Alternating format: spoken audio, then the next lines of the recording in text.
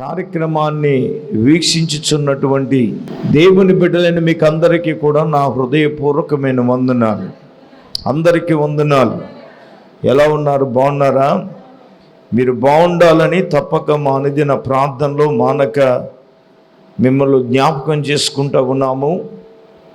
అలాగే విశ్వాస వాక్కు అనే కార్యక్రమాన్ని వీక్షించుచున్న శ్రోతలందరినీ కోరేది ఒకటే, ఈ కార్యక్రమాలు కేవలం మీ ఆధ్యాత్మికమైన జీవితంలో మీరు మరింతగా దేవునిలో బలపడాలి, ఆత్మీయంగా మీ జీవితాలు కట్టుకుని ఉన్నత ఉపదేశం వైపు మీ ఆత్మీయ జీవితంలో మీరు పరుగులెట్టాలని ఆశతో, ఆకాంక్షతో, భారంతో ఈ వర్తమానాలు మీకు ప్రచారం చేయబడుతుంది.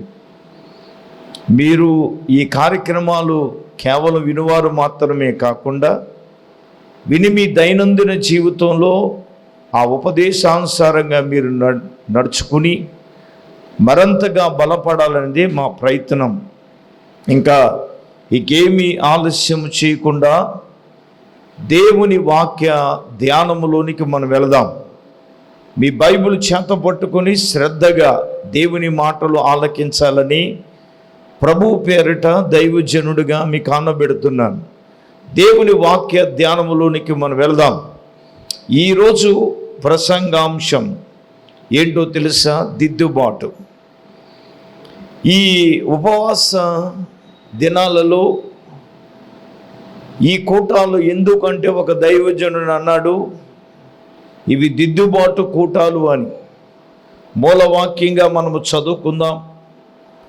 హెబ్రీయులకు రాసిన పత్రిక 9వ అధ్యాయం 10వ వాక్యాన్ని మనము చదవలసిన వారమై ఉన్నాం.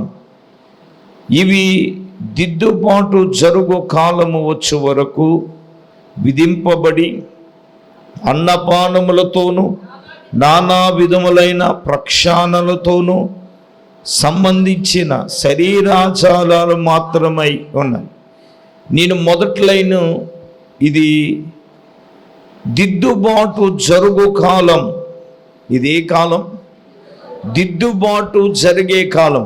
ప్రియమైన సంగమా, దేవుని బిడ్డలారా, అలాగే టీవీ ముందు కూర్చొని వాక్యం వింటున్న వారులారా, ఇది ఏ కాలం అంటే దిద్దుబాటు కాలం. మనిషి తన జీవితంలో తప్పు చేయటం సహజం, పాపము చేయటం సహజం. ఏమండి, అక్రమాలలో, అన్యాయాల్లో ఏదో ఒక పాపములో పడడం అది మానవ నైజం. అయితే మనిషి చేసిన తప్పును తన జీవితంలో దిద్దుకోవాలి. ఏం చేయాలి నాన్న? అది యవనస్తులైనా కానివ్వండి, యవనరాండ్లైనా కానివ్వండి, పెద్దవాళ్ళైనా కానివ్వండి, చిన్నవాళ్ళైనా కానివ్వండి, మగవారైనా కానివ్వండి, ఆడవారైనా కానివ్వండి, ఎవరైనా సరే తప్పు చేయడం సహజమే. వారి దైనందిన జీవితంలో దానిని దిద్దుకోవాలి కదా. అందుకే దైవజనుడుకు దేవుడిచ్చినటువంటి, మనం మాట్లాడుకున్నాం, దైవజనుడు అనేవాడు ఎలాగుండాలి అని అంటే 2 తిమోతి రాసిన పత్రిక 3వ అధ్యాయం 17వ వచనంలో ఏమని చదివాం? 16-17 వచనాల్లో ఏం చదివాం?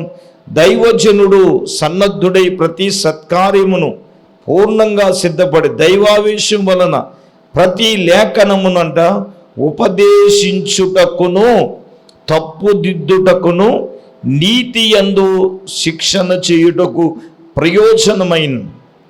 దైవజనుడు పని ఏంటంటే తప్పును దిద్దడం. గమనించండి, ఈరోజు ప్రసంగాంశం ఏంటంటే దిద్దుబాటు లేదా దిద్దుకొనుట. నిజంగా ఇది దిద్దుబాటు కాలం.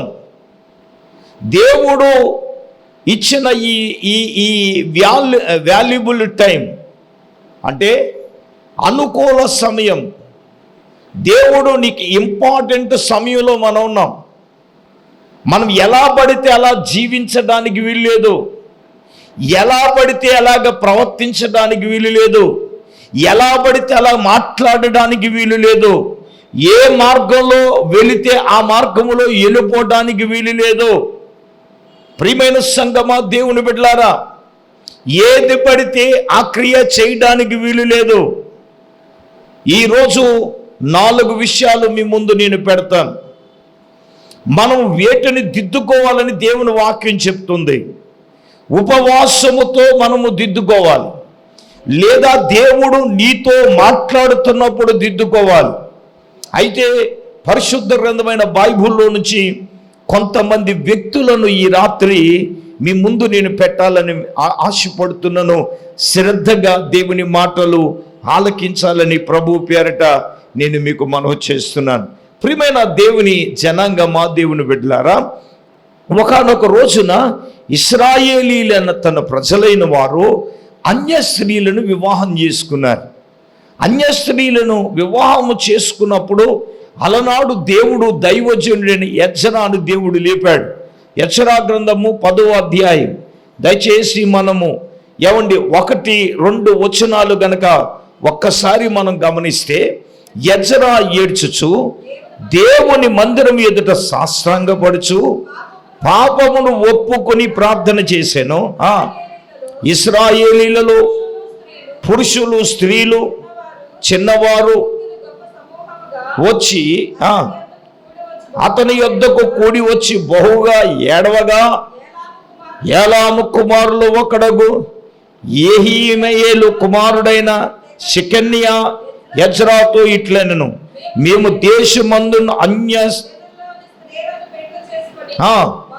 మా దేవుని దృష్టికి మేము ఏం చేశాం? పాపం చేశాం. అయితే ఈ విషయంలో ఇశ్రాయేలీలు తమ నడవడిని దిద్దుకుందరని నిరీక్షణ కద్దు. దేవునికి మహిమ కలుగునుగాక. అందరూ చెప్పండి. దైవజనుడు ఏడ్చుచు దేవుని మందిరములో సాష్టాంగపడి వారి పాపాలను ఒప్పుకుని ప్రార్థన చేశాడు. ప్రియమైన దేవుని బిడ్డలారా, మరి 8వ అధ్యాయంలో మనం కూడా చూసినప్పుడు వారందరూ ఉపవాసం ఉండుట మనం చూస్తూ ఉన్నాం. అమ్మ, మీరందరూ దయచేసి వినండి, తలలు పైకెత్తి నా వైపు చూడండి. మీరే కాదు, టీవీ ముందు కూర్చున్న వారు కూడా శ్రద్ధగా ఈ మాటలు ఆలకించాలని ప్రభు పేరిట మిమ్మల్ని నేను కోరుతున్నాను. ప్రియమైన వాళ్ళరా, నువ్వు ఎక్కడ తప్పు చేశావు, ఏ విషయంలో తప్పు చేశావు అనేది కీలకమైనది కాదు. అమ్మ వినాలి, నువ్వు తప్పు చేశావు, తప్పు నీ జీవితంలో జరిగింది.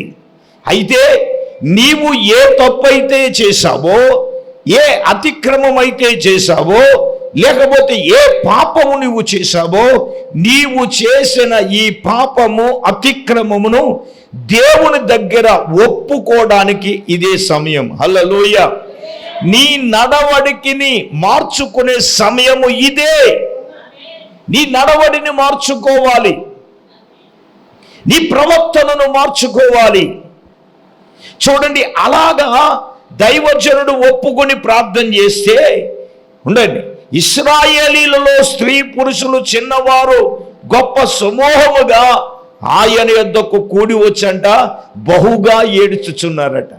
అమ్మ వినండి, మనిషి తన జీవితంలో చేసిన కొన్ని తప్పులకు పశ్చాత్తాపపడతాడు. చేసేటప్పుడు ఆవేశంగా చేసిన, తను చేసింది తప్పు అని తెలిసినప్పుడు ఆ వ్యక్తి పశ్చాత్తాపపడతాడు, ఏడుతాడు. ఒక రోజున ఒక పోలీస్ ఆఫీసర్ మాట్లాడుతూ, ఆయన జైలు అధికారి, ఆయన మాట్లాడుతూ అన్నారు, క్షణికావేశములో చాలామంది తప్పు చేసి జైలుకి వెళ్ళిన తర్వాత జైల్లో పశ్చాత్తాపపడతారంట. ఏమని తెలుసా? అడుగుతారంట వాళ్ళని, ఎవరిని ఖైదీని, ఎరా నువ్వెందుకు ఇలా చేసావు? చిన్న వయసు కదా, నీ భవిష్యత్తును పాడు చేసుకుని ఎందుకు ఇట్లా చేశారు అంటే, సార్ ఆ క్షణికావేశంలో ఆపుకోక నేను చేసిన ఈ పనికి నేను ఇప్పుడు ప్రతి దినము ఈ జైల్లో నేను బాధపడుతున్నాను బోరుని ఏడ్చి తన ప్రవర్తనను మార్చుకునే వాళ్ళు చాలామంది ఉన్నారు. నేనంటాను, మానవుని జీవితంలో నా యవ్వన బిడ్డలారా, పెద్దలారా, చిన్నలారా, నీ దైనందిన జీవితంలో నువ్వు ఎక్కడో ఏదో తప్పు చేసి ఉండొచ్చు.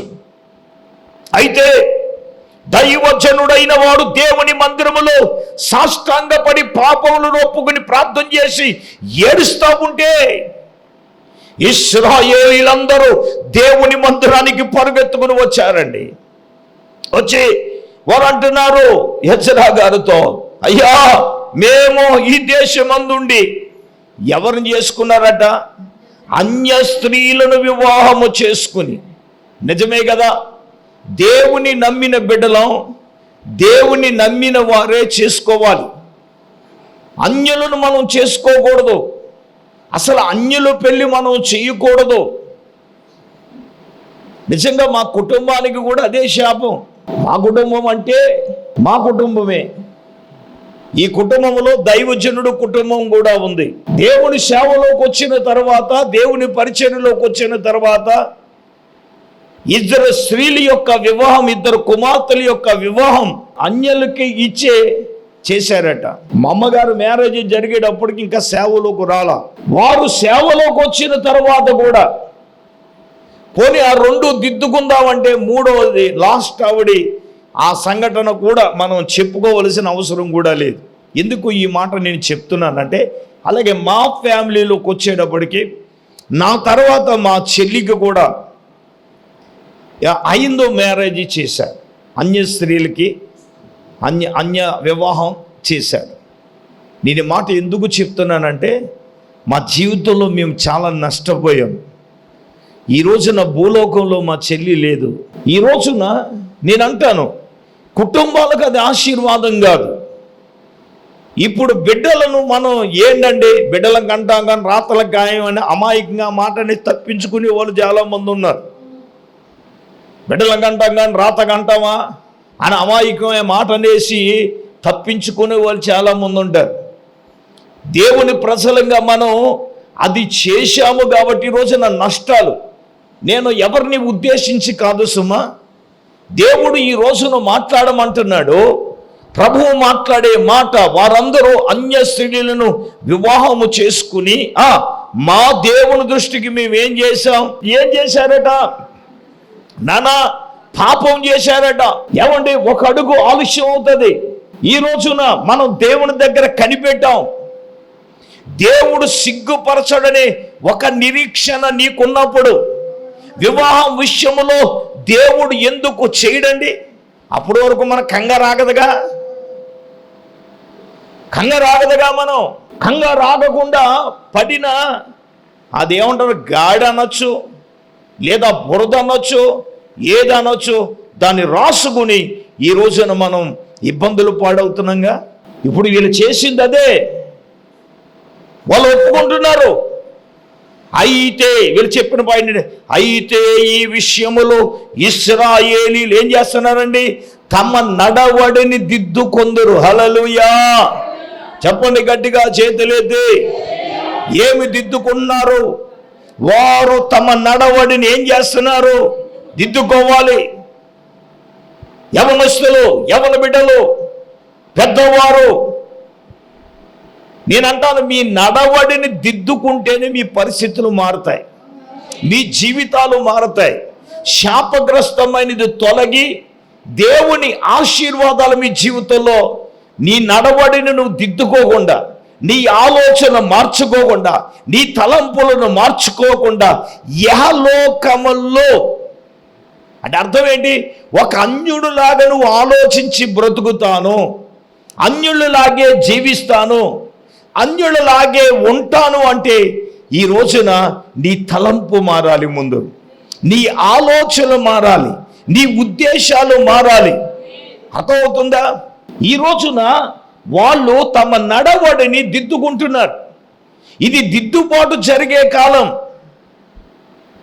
పోనీ యవనస్తులే కాదు, పెళ్ళైన వాళ్ళు కూడా ఇదే త్యాజ్యం అండి. ఎన్ని సంఘటనలు మనం చూస్తున్నాం సోషల్ మీడియాలో, ఇదే కదా. ఎంత భయంకరం అండి, ఎంత బరి తెగిస్తున్నారు. లేకపోతే ఏంటో నాకు అర్థం కావట్లా. పోనీ దైవికంగా ఉన్న వాళ్ళే ఎలా వ్యవహరించడం ఎంతవరకు?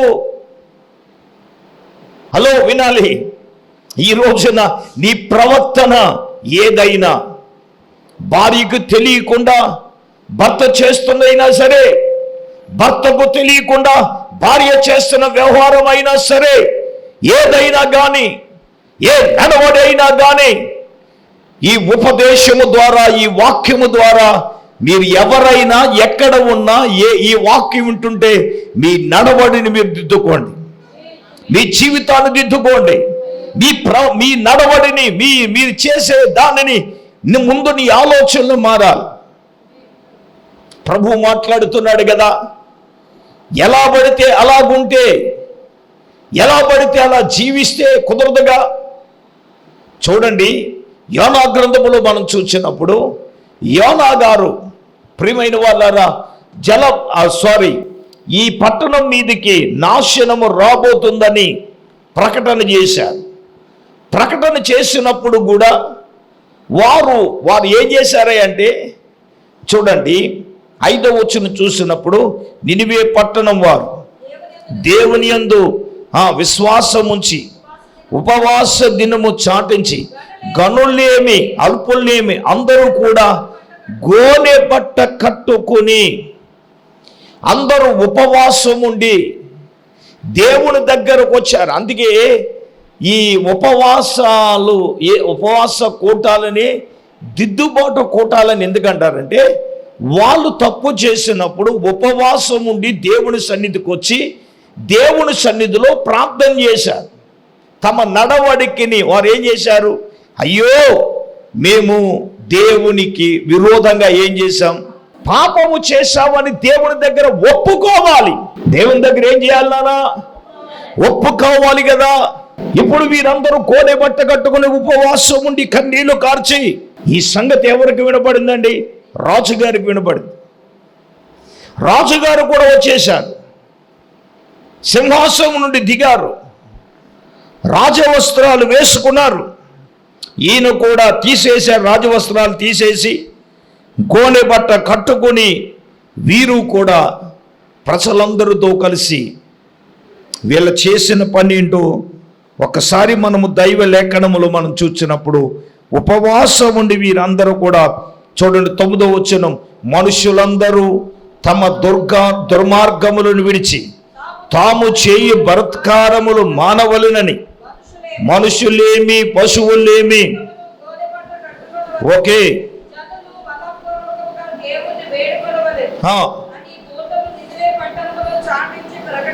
చూడండి, ఈ నినివే వారట తమ చెడు నడతలు మానుకొనగా వారు చేయుచున్న క్రియలను దేవుడు చూచాడు. అమ్మ, అందరూ నా వైపు చూడండి తల్లులు.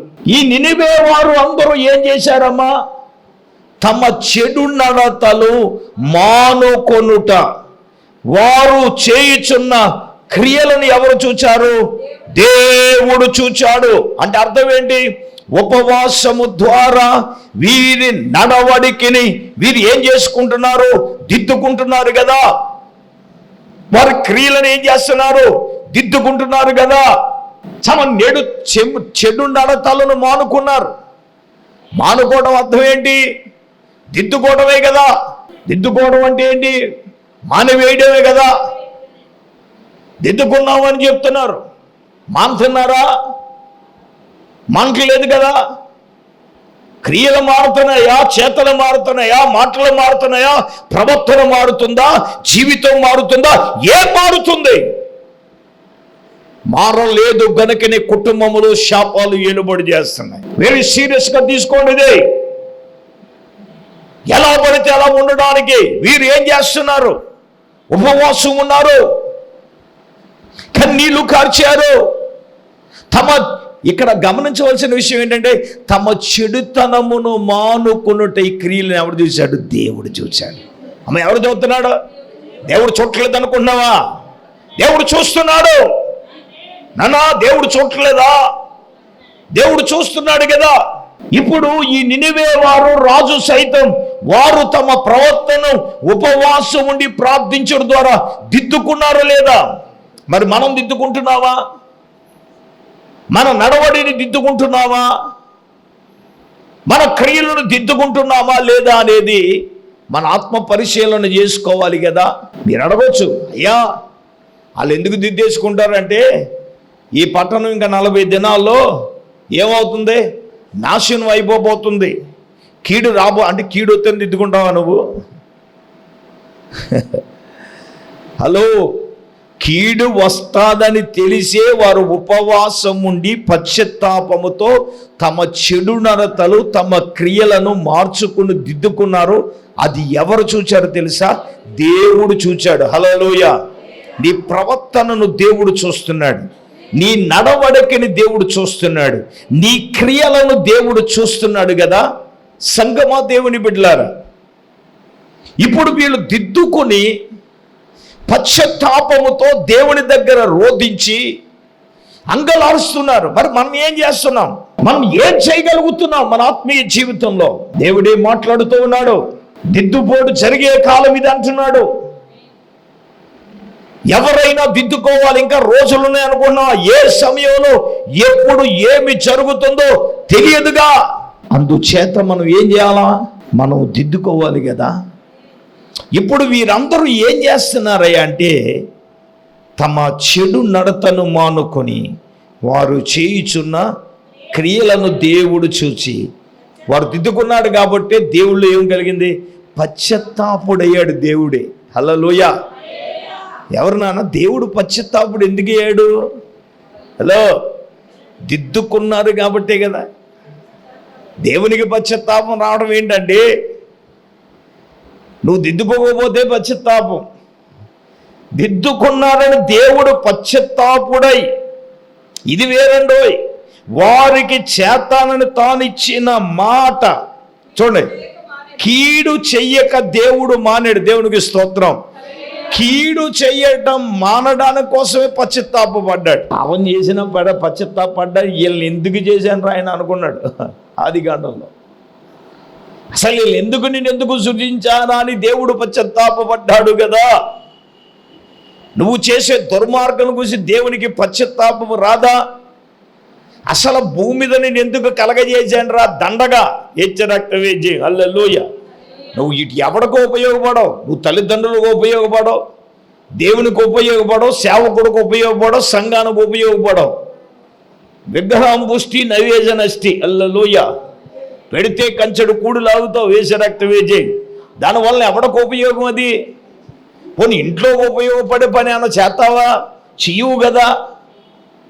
మరి నీకు ఏలు తవ్వకూడదు, రేజరక్తవేజీ. అటువంటి వ్యక్తులను చూసి ఏమంటారంటే తిండి దండగంట, రేజరక్తవేజీ. దేవుడు అంటాడు భూమికి భారం నువ్వు అంటాడు. వెరీ సీరియస్గా తీసుకోవాలి. ఇంకేం చేయబో, తినడం కోసమే బ్రతకనట్టుగా, ఇంకా ఏదో తినడం కోసమే బ్రతకనట్టు కాదు, బ్రతకడం కోసం తినట్టు వాళ్ళు. అది కరెక్ట్ విషయం. నీవు పశ్చాత్తాపంతో రోధించి దేవుని దగ్గర అడిగితే నువ్వు దిద్దుకోవాలి, నువ్వు నీ నడవడికను దిద్దుకోవాలి. ఇశ్రాయేలీలు మేము అన్య స్త్రీలు చేసుకున్నామయ్యా, వాళ్ళు దిద్దుకున్న విషయంలో ఇంకొక కీలకమైన పాయింట్ ఏంటంటే, వారు ఒక మాట అంటారండి. ఏంటయ్యా ఆ మాట అంటే, అయ్యా అయ్యా నెక్స్ట్ వచనం చదవండి, అంటే 3వ వచనం చదవండి. చూడండి, వాళ్ళు దిద్దుకున్న తర్వాత వాళ్ళు చెప్పిన స్టేట్మెంట్ ఏంటంటే, ధర్మశాస్త్రానుసారంగా. అంటే ధర్మశాస్త్రానుసారంగా అంటే ఏంటి అర్థం? వాక్యానుసారంగా అర్థం. ఎలాగన్నా వాక్యానుసారముగా జరుగునట్లు. ఓకే, దైవాజ్ఞనకు లోబడి వారి యోచనను బట్టి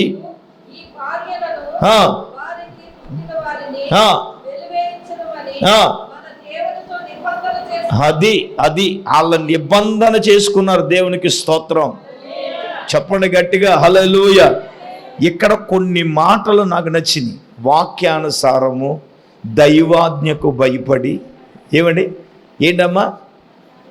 వాక్యానుసారం, ధర్మశాస్త్రానుసారం అంటే ఏంటి? వాక్యానుసారమైన జీవితము జీవించేటట్లుగా మన జీవితాలు దిద్దుకోవాలి. హల్లెలూయా. అర్థమవుతుందండి? దైవ అంటే దేవునికి భయపడినట్లు మనం మన జీవితాన్ని ఏం చేయాలి? నువ్వే దిద్దుకో. నీ పిల్లోడికి ఏమవుతుంది? ఏమండే మనం దిద్దుకుంటేనే కదా పిల్లలకు వచ్చేది. మనం దిద్దుకోనప్పుడు ఒకవేళ మనం దిద్దుకున్న పిల్లలు దిద్దుకోకపోతే అది ఆడికారం, అది మనం ఏం చేయలేము. అది చెప్పడం మన బాధ్యత. వాడు దిద్దుకోవాలి, ఆడి భవిష్యత్తు ఏంటో వాడికి తెలుసుకోవాలి. చంటి పిల్లలు కాదు, చిన్నప్పుడైతే ఈ తొరిగి అయ్యి దొరికి బాబా అలా నాన్న ఇలా నాన్న అని పేచీ పడితే గోరుముద్దలు తిట్టి ఆ కాదు చూడు, ఈ చూడు, అయి చూడు, చందమామను చూడు, జాబిలు చూడు అని ఎడతాం. దేవునికి స్తోత్రం. ఇప్పుడు ఎడితే జనం నిన్ను తిడతారు, ఏజ్ రక్తం వేజేయి. ఇంక దానికి బదులు ఒక పాలు డబ్బాలో పాలు వేసి పీకేసి పెట్టేయి, వదిలిపోద్ది. ఇంకా తెలుసుకోవాలి, మనం చెప్పవలసిన బాధ్యత. చెప్పిన తర్వాత వాళ్ళు తెలుసుకోవాలి. అది తెలుసుకోకపోతే ఏంటి, నేను ఎలా బ్రతుకుతాను, ఎలా జీవిస్తానంటే, హలో, మనిషికంటూ ఒక టైం ఉంటుంది. దేవుడు ఇచ్చిన టైంలో మనిషి రెస్పాండ్ అవ్వాలి. ఎందుకో తెలుసా? తమ జీవితాన్ని దిద్దుకోవడానికి. అంతా అయిపోయిన తర్వాత ఏమండి ఏం చేయలేంగా? దేవునికి స్తోత్రం కలుగునుగా. మనం ఏం చేయాలంటే మన జీవితాన్ని, మన లైఫ్ను మనమే దేవుని దగ్గర పశ్చాత్తాపడి మన నడవడిని మనము దిద్దుకోవాలి. ఇది కీలకమైన విషయం. సరే, సమయం అవుతుంది కాబట్టి నేను వెళ్తున్నాను. రెండో విషయం ఏమిటంటే, ఏ విషయములో మనం దిద్దుకోవాలి అని గనక దేవుని లేఖనములో మనం చూస్తున్నప్పుడు, ఇర్మియా గ్రంథము 7వ అధ్యాయం 3వ వాక్యాన్ని మనం చూద్దాం. సైన్యములకు అధిపతియు ఇశ్రాయేలీయుల దేవుడను యెహోవా ఇలాగ సెలవిచ్చుచున్నాడు, నేను ఈ స్థలమును మిమ్మును నివసింపజేయునట్లు. అమ్మా ఏంటంట? చూడండి, మీ మార్గాలను, రెండవదిగా 1 నడవడి, 2 మార్గం, 3 క్రియలను దిద్దుకోండి. అమ్మ వినాలి. నేను ఈ స్థలములో మిమ్మల్ని నివసించి చేయనట్లు. ఏ స్థలములో చెప్పండి? పరిశుద్ధ స్థలములో, లేకపోతే పరలోకము అనే ఆ స్థలంలో మనం ఉండాలి అంటే, అక్కడ నివసించాలి అంటే, ఇక్కడ మనము చేయవలసింది ఏమిటో ఇక్కడ దేవుడు చెప్తున్నాడు. నీ మార్గము, అందరూ చెప్పండి, మన మార్గాలు దిద్దుకోవాలి. ఏ మార్గములో మనం వెళ్తున్నాం మనకు తెలుసు కదా. సామెతల గ్రంథములో ఒకరి దృష్టికి సరి అయినదిగా కనబడే మార్గం అంట ఎక్కడికి నడిపిస్తుంది? మరణానికి నడిపిస్తుందట. ఎక్కడికి నడిపిస్తుంది? మరణానికి నడిపిస్తుంది. మనం ఏ మార్గములో వెళ్తున్నాం? ఈ రోజున నీ మార్గాలు దిద్దుకోమంటున్నాడు. నానా, మార్గాన్ని దిద్దుకున్నవాడే పరలోకంలో వెళ్తాడు. మార్గాన్ని దిద్దుకోకుండా నేను వెళ్తాను, నా దారి రహదారి అంటే నీకు మిగిలేదు ఇంకా ఏంటి? గోదావరి అని మాత్రం నేను అన్న సుమ్మ ఏజరాక్టివ్. ఒక ఆవిడ అంటుంది, ఏ గారి లేకపోతే గోదావరి అండి అయ్యారు. ఇప్పుడు వెళ్ళినా ఏమీ లేదులే, ఏజరాక్టివ్ ఏజే. మన ఆవిడెవడో దూకేసిందంట గౌతీలు. ఈ మధ్యన పోలీసులుండి దూకి చచ్చిపోవాలని కూడా సావనమట్లేదు. అది 2 పిల్లలు యవనస్తులు వెళ్ళి బోట్ వేసుకెళ్ళి కాపాడేశాడు. ఎక్కడే నడిపూడి దగ్గర నుంచి ఎవరున్నంట ఆవిడ వెస్ట్ గోదావరి నుంచి దూకేసిందంట. ఎక్కడ సిద్ధాంతం గోదావరి ఉంది కదా పాపం, అక్క ఆ గోదావరి వదిలేసి మన జొన్నాడు గోదావరిలో దూకింది. ఏ దారి లేకపోతే గోదావరి కాదు నాన్న. బైబిల్లో నేను ఒక మాట చూపిస్తాను, నీ మార్గంలో ఏముందో నేను చూపిస్తాను.